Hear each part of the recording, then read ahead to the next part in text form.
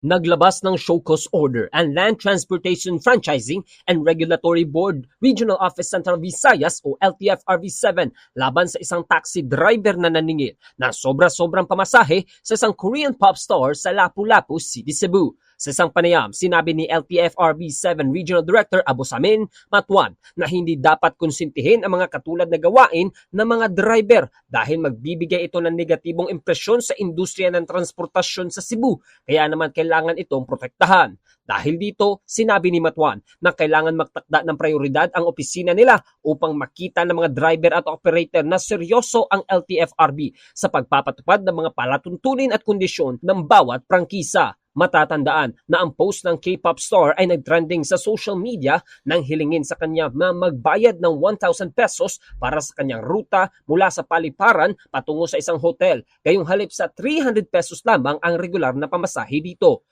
Ngunit napagtanto ng Koreano na mali ang singil ng driver kaya 500 pesos lang ang kanyang ibinayad.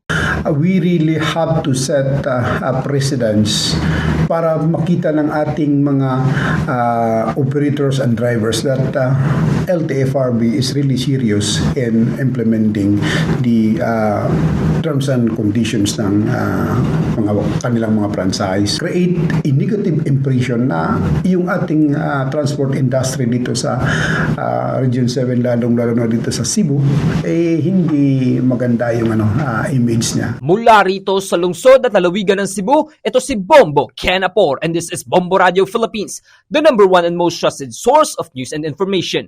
Basta Radio. Bombo!